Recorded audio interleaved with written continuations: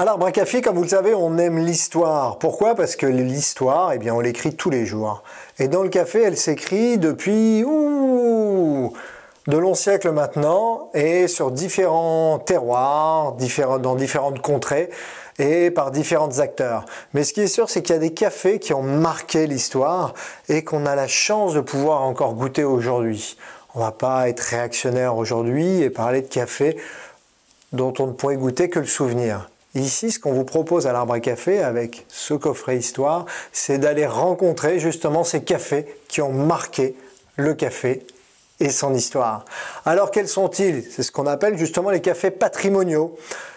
Pas simplement les cafés, vous voyez, qui sont reconnus comme indispensables, incontournables, ceux qu'il faut avoir goûté et parfois au détriment de son palais une fois dans sa vie, mais non, ceux qui propose et qui assure une rencontre vraiment gustative extraordinaire et qui émerge du plus fort de l'histoire du café.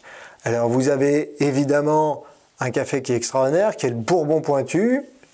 La variété s'appelle la Lorina et elle vient de la Réunion. C'est là où est né ce café, c'est là où est apparu ce café. Donc on a là un café indigène, autochtone, qui s'est transformé à La Réunion sur ce sol volcanique absolument incroyable. On a un deuxième café qui est le Jacou Bird. Le Jacou Bird, c'est ce qu'on appelle un café d'animaux. Les cafés d'animaux, contrairement à ce qu'on croit, ne sont pas du tout à la mode. Ou c'est pas du tout un effet de mode, puisqu'ils sont vieux comme le monde, comme je disais. Pourquoi? Eh bien parce que les animaux en fait ont toujours mangé les fruits, ont toujours disséminé les graines partout, et les hommes ont toujours ramassé ces graines. Pourquoi? Bien parce qu'elles sont préfermentées par l'animal et ont un goût absolument incroyable. Donc dans le café, on va les torréfier, on va en avoir que les sublimes notes. Le Jacou Bird, qui est très proche pour l'Arbre à café, puisque c'est Henrique Sloper au Brésil qui a mis cette technique au point avec des oiseaux qui sont des faisans sauvages, mais aussi peu volatiles qu'un faisan, et donc qui restent sur place. Et à tel point que Camosim est devenu une réserve officielle de Jacou. Enfin, la troisième